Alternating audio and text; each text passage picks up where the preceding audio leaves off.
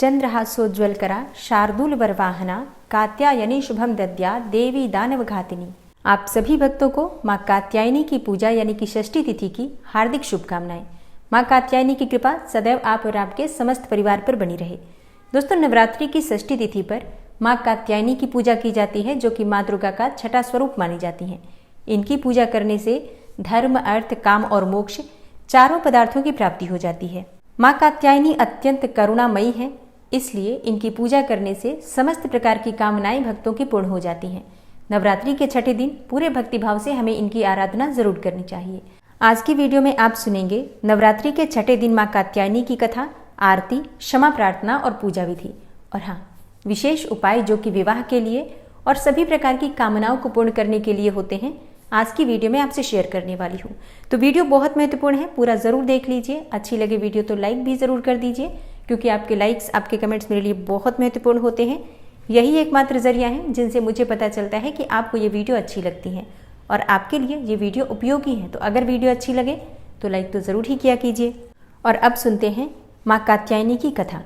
भगवती जगदम्बा दुर्गा का छठा स्वरूप मानी जाती है माँ कात्यायनी, और माँ पार्वती का ही दूसरा नाम है कात्यायनी। माँ कात्यायनी के विषय में स्कंद पुराण में उल्लेख मिलता है कि वे परमेश्वर के नैसर्गिक क्रोध से उत्पन्न हुई थी, जिन्होंने देवी पार्वती द्वारा दी गई सिंह पर आरूढ़ होकर महिषासुर का वध किया था। माँ कात्यायनी को शक्ति की आदि रूपा कहा गया है। जो साधक माँ की आराधना करने में अपना सर्वस्व निछावर कर देता है, मतलब उनके चरणों में अपने आप को सर्वस्व निवेदित कर देता है, परिपूर्ण आत्मदान करने वाले ऐसे भक्तों को सहज भाव से माँ के दर्शन प्राप्त हो जाते हैं। माँ दुर्गा का नाम कात्यायनी कैसे पड़ा, इसके पीछे एक पौराणिक कथा है। कत नामक एक प्रसिद्ध महर्षि थे, उनके पुत्र ऋषि कात्य हुए। इन्हीं कात्य के गोत्र में विश्व प्रसिद्ध महर्षि कात्यायन उत्पन्न हुए थे। इन्होंने भगवती पराम्बा की उपासना करते हुए बहुत वर्षों तक बड़ी कठिन तपस्या की थी। उनकी इच्छा थी कि माँ भगवती उनके घर पुत्री के रूप में जन्म ले। माँ भगवती ने उनकी ये प्रार्थना स्वीकार कर ली। कुछ समय के पश्चात जब दानव महिषासुर का अत्याचार पृथ्वी पर बढ़ गया, तब भगवान ब्रह्मा, विष्णु, महेश तीनों ने अपने अपने तेज का अंश देकर महिषासुर के विनाश के लिए एक देवी को उत्पन्न किया। महर्षि कात्यायन ने सर्वप्रथम इनकी पूजा की थी, इसी कारण वे कात्यायनी कहलाईं। पुराणों में एक ऐसी कथा भी मिलती है कि ये महर्षि कात्यायन के यहाँ पुत्री के रूप में उत्पन्न हुई थी। आश्विन मास के कृष्ण पक्ष की चतुर्दशी को जन्म लिया। फिर शुक्ल पक्ष की सप्तमी, अष्टमी और नौमी तक 3 दिनों तक इन्होंने कात्यायन ऋषि की पूजा ग्रहण करके दशमी को महिषासुर का वध किया था। माँ कात्यायनी अमोघ फल देने वाली है। भगवान कृष्ण को पति रूप में पाने के लिए जब ब्रज की गोपियों ने इन्हीं की पूजा की थी, तो कालिंदी यमुना के तट पर की थी। वे ब्रजमंडल की अधिष्ठात्री देवी के रूप में प्रतिष्ठित हैं। माँ कात्यायनी का स्वरूप अत्यंत चमकीला और भास्वर है। इनकी 4 भुजाएं हैं। माँ कात्यायनी का दाहिनी तरफ का ऊपर वाला हाथ अभय मुद्रा में तथा नीचे वाला हाथ वर मुद्रा में है। बाईं तरफ के ऊपर वाले हाथ में तलवार है और नीचे वाले हाथ में कमल का पुष्प सुशोभित है। इनका वाहन सिंह है।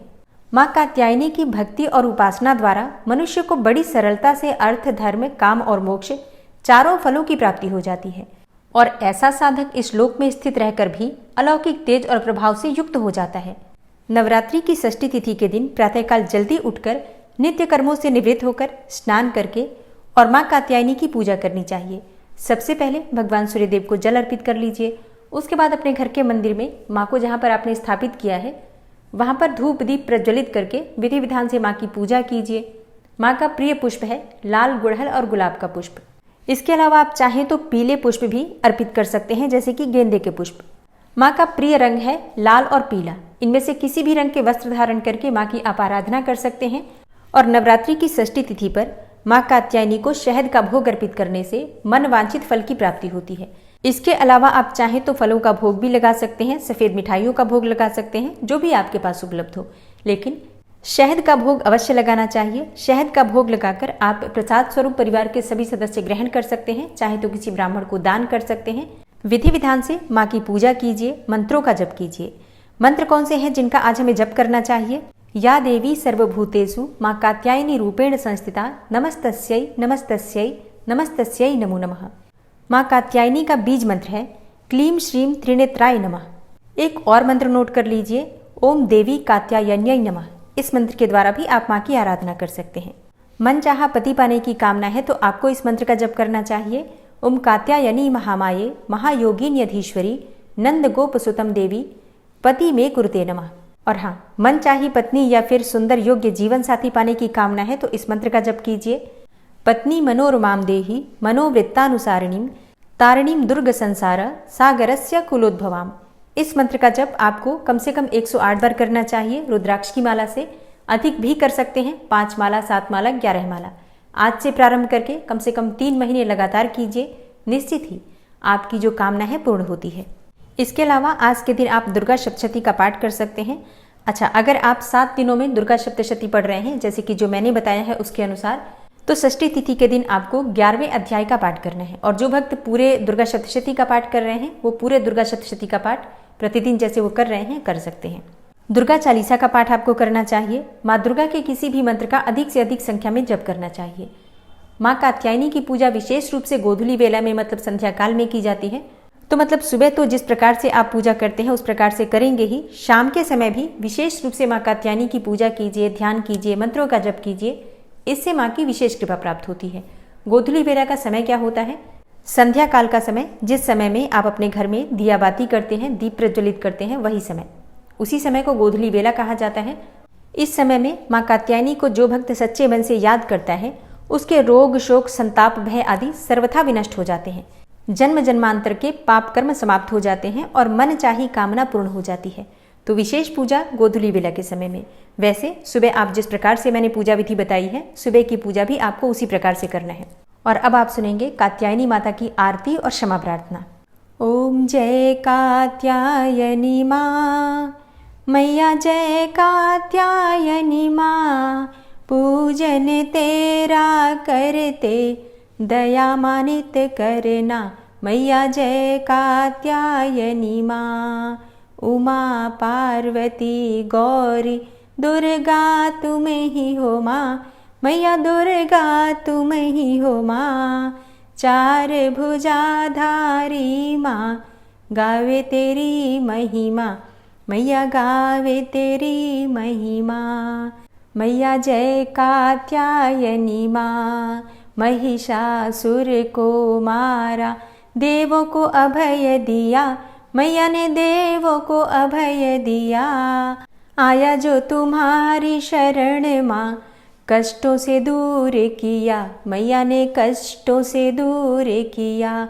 ओम जय कात्यायनी माँ, शेर सवारी तुम्हारी, पुष्प खड़ग सोहे। मैया पुष्प खड़ग सोहे, अभय दान देती माँ, छवि अति मन मोहे। मैया की छवि अति मन मोहे।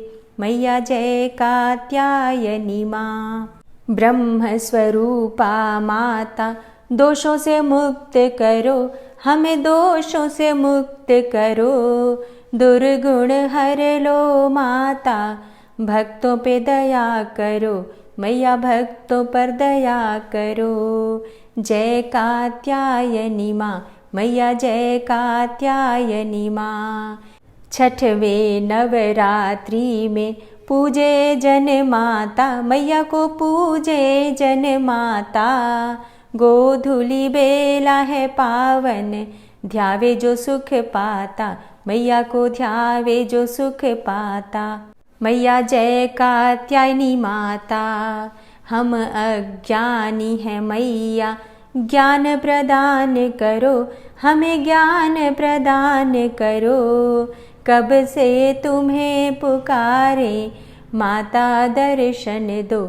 मैया हमको दर्शन दो। मैया जय कात्यायनी माता, सर्वदेव तुम्हें ध्यावे, नमन करे सृष्टि। मैया को नमन करे सृष्टि। हम भी करे गुणगान माँ, कर दो माँ सुख वृष्टि।